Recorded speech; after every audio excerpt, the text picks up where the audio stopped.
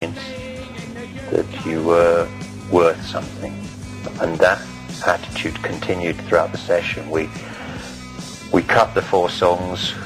We recorded the first song, the 4 songs that day, and then there was a break called by the studio engineer, the sound engineer, who was co-producing the whole thing, and he said, we're going to go and have dinner now in the BBC Works canteen, which was really great. We had great food there. It cost us next to nothing. It was pennies, literally pennies. It was just a nominal amount. And over dinner, he and the 2 sound engineers that were working with us discussed what we wanted and how best to get that out during the next period, which was to mix and produce the songs. And it was such a professional approach. It was a pleasure to be in their company, and how they saw that, in a very old-fashioned, cliched way, they saw talent in you. They saw something new about you that they wanted to engender, and did their very best to make you feel comfortable and to bring that out. So it was wonderful to be in that sort of environment, as straightforward as the BBC is, or was at least. This is back in 1978. 1, 2. Tony and I, because we'd been both involved in far-left politics to quite a serious degree, wanted to articulate some of that in a new left type of way. The new left were already old as far as we were concerned. And so Crisis was going to be an agitprop type of group. Even more so than, say, The Clash, who were our big heroes more than the Sex Pistols, although in retrospect, the Sex Pistols did lose their way, but The Clash did. After they came to America, I have to say. Dirk Bogarde in Covent Garden one day, I think it was the 22nd of September 1986 to be precise, in London. Yeah, that was good. He had a real thing about his eyes. He had special eyes. I always remember that. We connected. And it was the day when he signed copies of his book, Backcloth, for me. And I had the World That Summer had just come out, and I had some promo versions of that with me. And I gave him a signed copy of The World That Summer. And it was the occasion where I asked him to... I went into a shop and bought another copy of Backcloth. I thought, I'm going to get this written to David Tibet, so, from Dirk Bogarde. But he didn't understand me. The noise in Covent Garden was... It was a noisy day. He was saying he hated the crowds, and I said, well, could you write it to Tibet, Dirk Bogarde? But he misheard me, and he put Tobette. So it was like to-bet. So David Tibet has this peculiar signed copy of a Dirk Bogarde book, but written to some woman. As Dirk Bogarde said, I don't understand the code you're using. And I tried to explain the situation. And that was good. I appreciated meeting him.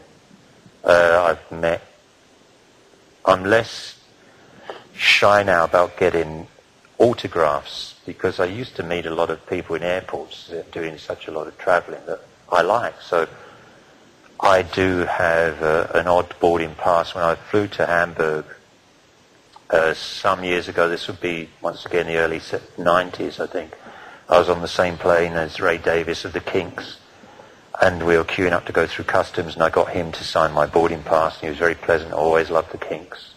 And flying back, I was on the same plane as the rest of the group and his brother, who dislike each other so much they travel separately. So on the same boarding pass, I got Dave Davies to sign his autograph. So I've actually got the Davis brothers on the same thing, which I was quite proud of. Or Ralph Hutter of Kraftwerk. We were in the same restaurant in Sydney Airport a couple of years ago. I'd been in Sydney to actually see Kraftwerk play. And I went over and introduced myself and almost stopped their table, because obviously Death in June meant something to these Germans. And he signed everything I had of Kraftwerk. I had all my CDs in a nice little case I'd been listening to in a hotel room, and I don't know if it was out of fear, but he obligingly wrote everything. And then the rest of the table just spent their time talking in German to each other as I left and went back to my meal at my table, feeling very pleased with myself. There are 3 people that come to mind, or 4 people. Oh, there have probably been a few others. But I'm very pleased to know, or to have known, some of the other people I've mentioned. I mean, I think they are in their own right very, very special individuals, and I may not be close to them now, but when I knew them, they certainly were then. I'm very proud to have been part of that whole movement of musicians or artists or whatever you like to define them as, that came out of that early 80s period in the UK and in America. It wasn't until punk rock came along and you could see that you could make this happen. My interest in music and photography could be channeled in that direction. You didn't have to be a technical wizard musically to be in a group that was successful. It destroyed and deconstructed everything. It was my lifesaver, punk rock was. Fortunately enough, it was because everything was upside down, everything was thrown into a new arena, it was completely accepted. I'd come out already before punk rock to my close friends. And then when punk happened, I was already on the cusp of, as I said, having a partner who was, I was 20, he was 58, and we lived together for 10 years until we came to a natural separation. But he was very accepted at places like the Roxy Club. He used to have good conversations with Captain Sensible. I remember one particular deep one about the death of Mark Armand. Not Mark Armand, Mark Boland. He just died when he'd wrapped his Mini around a tree in England. And we'd gone up to the Roxy for something to do, and the Damned did an impromptu performance there, and he was talking to Jack, my partner then, and it was a very pleasant evening. We'd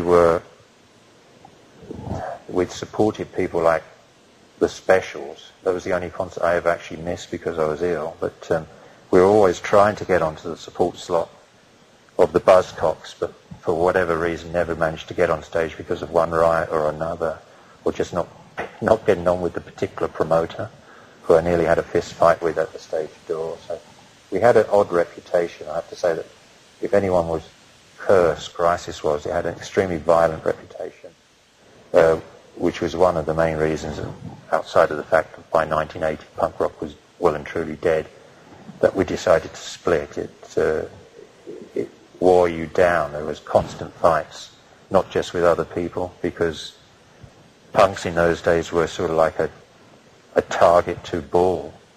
It was dangerous being a punk rocker in the UK or in Europe in between 77 and 80. There were also internal fights. I can only speak for most of the people that were around me who were disaffected, disenfranchised, working class.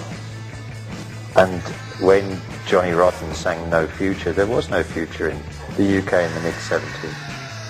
There really was that feeling of hopelessness that I think in retrospect was a massive catalyst to do something. Because I distinctly remember being worried and living almost in dread about the emptiness that my life would be. That it was, how do you handle this? I mean, Christmas 1974, I contemplated suicide. I was 18 years old and thinking, this is going completely nowhere.